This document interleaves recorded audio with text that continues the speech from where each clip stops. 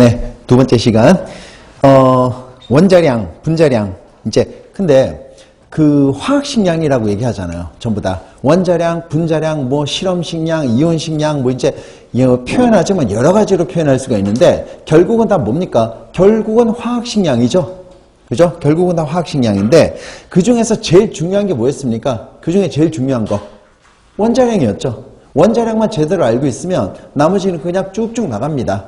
그죠? 왜? 원자량만 알고 있으면 분자량은 원자량의 합이니까.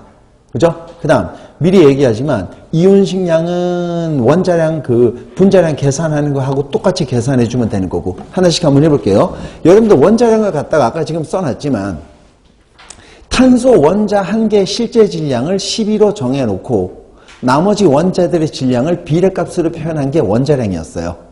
근데, 원자가 모이면 분자가 되겠죠? 그러면 원자량의 합이 결국 분자량이 되는 건데 뭐.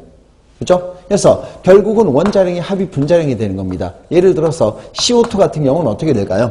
탄소 원자량이 12고요. 그 다음에 산소 원자량이 16. 얘가 두 개가 있으니까 CO2의 분자량은 얼마다? 44. 이거잖아요. 결국은 원자량의 합을 분자량이라고 얘기하는 거니까. 되겠습니까? 그 다음에 C3H8입니다. 얘 뭐가 될까요? 역시 마찬가지 원자량의 합이 분자량이 되는 겁니다. 그래서 얘가 12 곱하기 3이 되는 거고요. 더하기 1 곱하기 8. 얘가 뭐가 되는 겁니까? 얘가요. 얘도 44가 되는 거죠.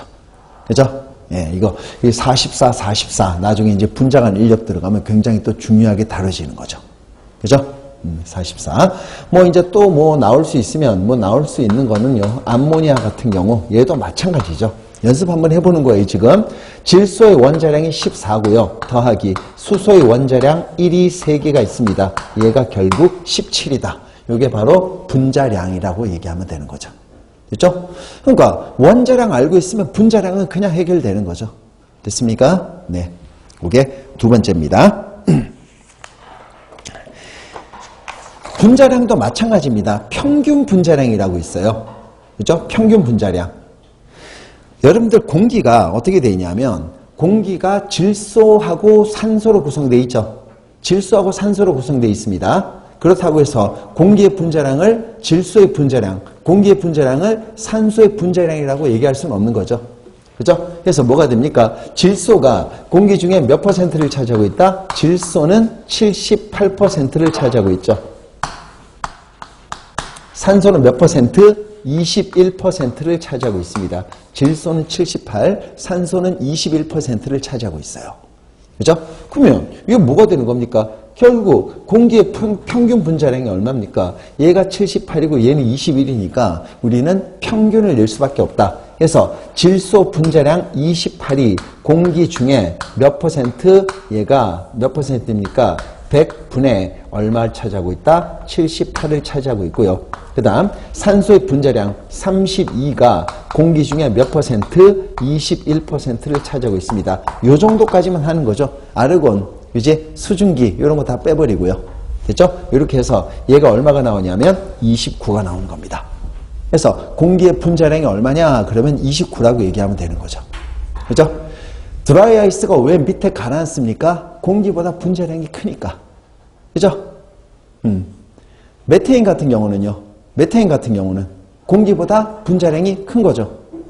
공기보다 분자량이 작죠. 걔들은 위로 뜨는 겁니다. 아시겠죠? 그래서 가스 폭발 사고 이런 게 바로 공기 위로 뜨니까 일어나는 현상이 되겠죠. 그죠? 이게 이제 공기의 분자량. 이게 이제 분자량이 되는 겁니다. 그 다음에 여러분들 하나, 실험식량은 뭐냐면 실험식량입니다. 여러분들 실험식은 뭡니까? 가장 간단한 정수비로 표현되어 있는 게 이제 보통 이제 실험식이라고 얘기하는데 더 넓은 의미는 뭡니까? 원자량, 분자량으로 표현될 수가 없는 거예요. 그죠? 얘는 뭡니까? 실험식으로밖에 표현될 수 없는 거. 실험식으로밖에 표현될 수 없는 거. 얘 뭡니까? 얘 분자가 아니죠? 얘 분자가 아니기 때문에 분자량 계산 안 됩니다. 그죠? 이거 분자가 아니기 때문에 분자량이라고 얘기할 수는 없는 거죠. 그렇죠? 그 다음 마찬가지 MgCl2 얘도 마찬가지입니다. 분자가 아니기 때문에 분자량이라고 부를 수는 없는 거죠. 그렇죠? 얘 뭡니까? 얘도 마찬가지. 그죠? NaCl, KCl 역시 마찬가지고요. 됐죠? 그 다음에 Na, 그 다음에 Mg. 얘들 전부 다 분자가 아니잖아요. 분자가 아닌 것들, 분자로 표현될 수 없는 것들의 화학식량을 실험식량이라고 얘기하는 거예요. 됐죠? 분자로 표현될 수 없는 것들의 화학식량, 얘들을 실험식량이라고 얘기합니다. 됐죠? 근데 분자로 표현될 수밖에 없지만, 그죠? 분자로 표현될 수 없는 것들의 화학식량을 실험식량이라고 얘기하는 거죠. 근데 한번 보세요. 이 나트륨과 이 마그네슘은 뭡니까? 얘 화학식량은 실험식량과 동시에 원자량이라고 얘기할 수도 있는 거예요. 됐습니까? 실험식량과 동시에 원자량이라고도 얘기할 수가 있는 겁니다. 됐죠? 그 다음 또 하나. 여러분들 KCl이 어떻게 생겼을까요? KCl. 이거 정확히 얘기하면